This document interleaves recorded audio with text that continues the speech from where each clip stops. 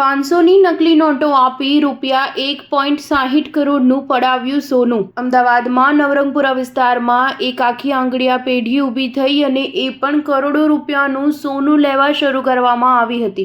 એટલું જ નહીં, અહીં 2100 ગ્રામ સોનું ખરીદવા માટે ₹1.60 ડીલ થઈ। શહેરના પ્રહલાદનગર વિસ્તારમાં આવેલા પુષ્પક દિલ બંગલોમાં રહેતા મેહુલ ઠક્કરે નવરંગપુરા પોલીસ સ્ટેશનમાં અજાણ્યા શખ્સ વિરુદ્ધ છેતરપિંડીની ફરિયાદ કરી છે।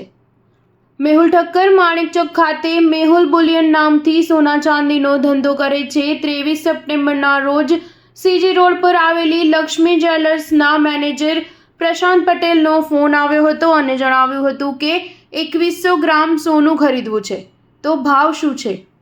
મેહુલ ઠક્કરે 15 વર્ષથી લક્ષ્મી જ્વેલર્સના માલિક સાથે ધંધો કરતા હોવાથી તે પ્રશાંત પટેલને ઓળખતા હતા। મેહુલ ઠક્કરે પ્રશાંત પટેલ પાસે 2100 ગ્રામ સોનાનો સોદો 1.60 કરોડમાં નક્કી કર્યો અને સોનું બીજા દિવસે મંગાવી દેશે તેમ જણાવ્યું હતું।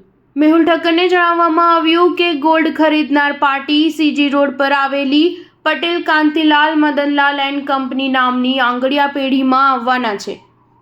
તેથી મેહુલ પટેલનો માણસ સોનાની ડિલિવરી કરવા આંગળીયા પેઢીની ઓફિસમાં પહોંચ્યો હતો, જ્યાં હાજર વ્યક્તિ, જેમાં એક અજાણ્યો શખ્સ અને એક સરદારજીનો વેશ ધારણ કરી આવનાર શખ્સે સોનું ખરીદનાર તરીકેની ઓળખ આપી હતી। એક વ્યક્તિને રોકડ રકમની ગણતરી કરવા માટે કાઉન્ટિંગ મશીન લઈને બોલાવ્યો હતો, જે પેઢીની ઓફિસની બહાર બેઠો હતો। સોનું ખરીદનાર બંને ગઠિયાઓએ 500ની નોટના બંડલો લઈ ભરતભાઈ જોશીને જણાવ્યું, આ 1.30 કરોડ રૂપિયા છે, તમે ગોલ્ડની ડિલિવરી આપો એટલે હું બાજુની ઓફિસ જઈને બીજા 30 લાખ રૂપિયા લાવીને આપું છું। તેમણે કહ્યું, હું રૂપિયા લઈને આવું ત્યાં સુધી તમે કાઉન્ટિંગ મશીનમાં રૂપિયા ગણી લેજો।